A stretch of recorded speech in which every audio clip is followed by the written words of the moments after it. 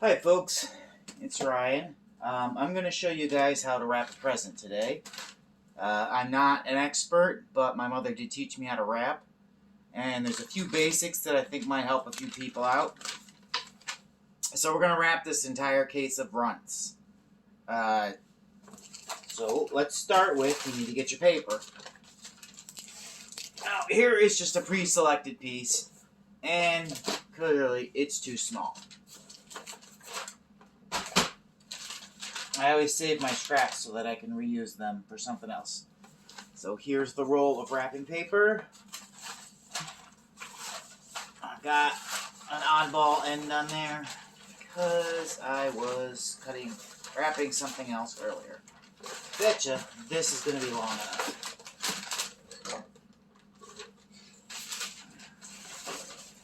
So, get out of there.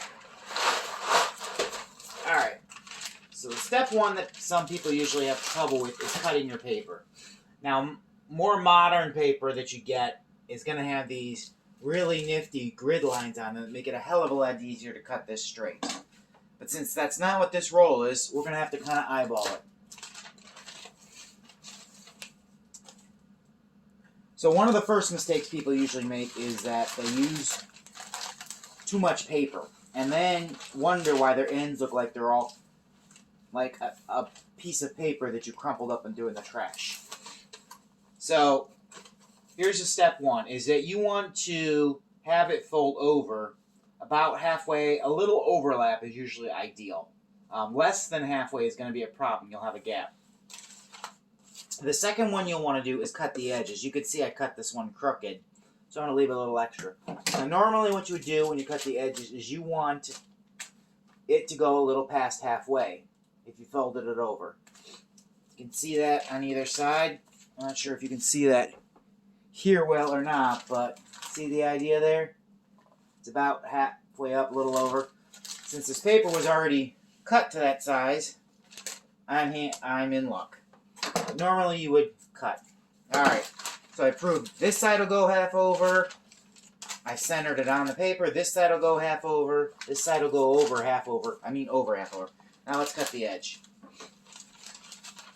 Alright, so here's my thing. I'm going to roll it up until I get to about a little over halfway.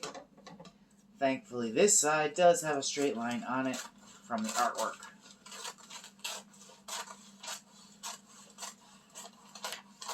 Alright, so the first hardest part that people usually wind up with their crumpled messes is that you cut your paper too big. Secondly, so next we're going to pull our paper in, and you want to pull it as tight as you can without ripping it. And we're going to put some tape on to hold the one end. Oh, and another thing you'll notice, this might not work as well with fragile objects, you kind of want your seams to be where people don't see them as much as you possibly can. So this is upside down, so that I can put that bottom seam on the bottom where people won't see. And then here's another problem people sometimes do, is that it's actually crooked on the paper. Now this side is going to be crooked because it's cut weird, but I know this is a straight edge. It looks actually pretty good, but what you can do is, if it's crooked, you see what happens there?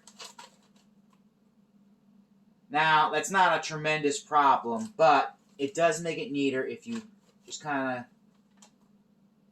move your finger around. See what I'm doing is tilting it this way and this. There's that. There's that. Now I want to make sure this edge is pretty straight.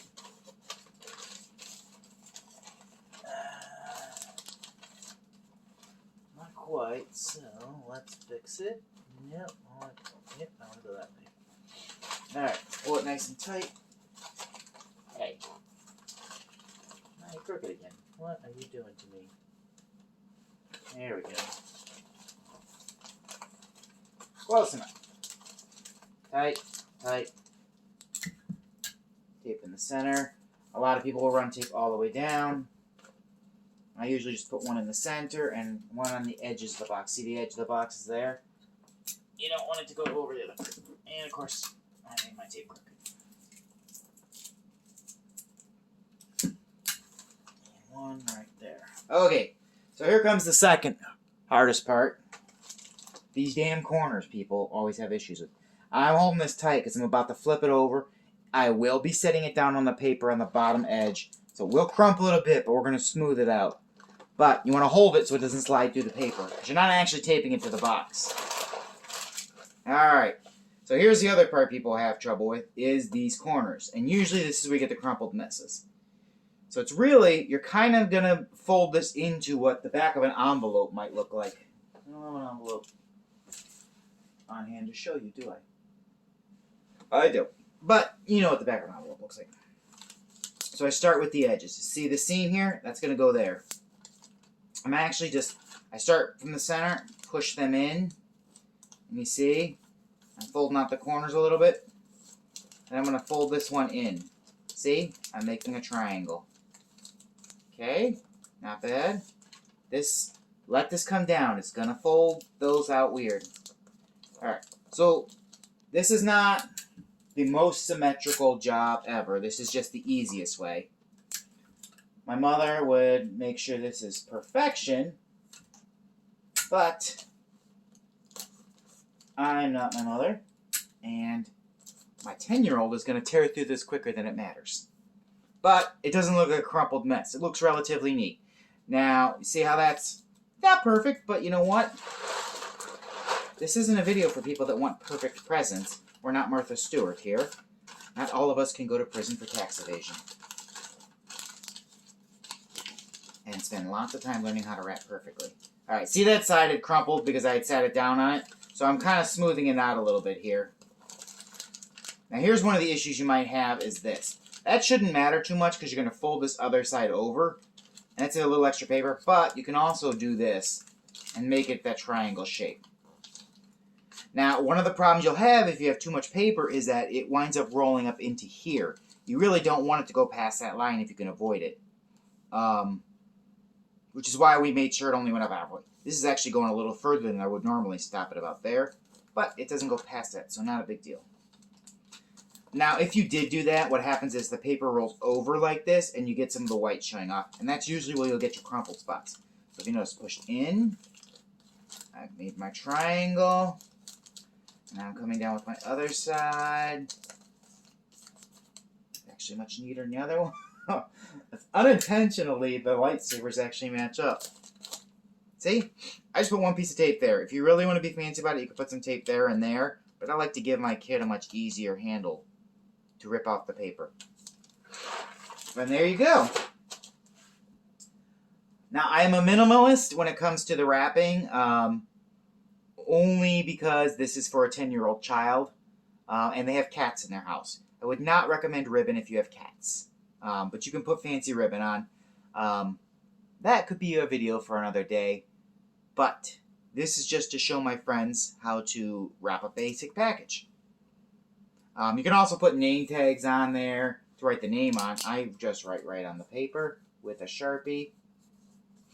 In our household, I do not put froms.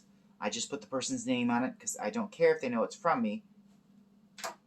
I just care that they got something they liked. So there you go. One package, relatively neat, full of candy. I hope this is helpful to you folks. Maybe a little late in the wrapping season for it, unless you're wrapping all your presents on Christmas Eve. Enjoy and have a nice day. Merry Christmas and Happy Holidays and Happy Hanukkahs and Kwanzas and all your merry days. From Heyman Productions, this is Ryan Kinney.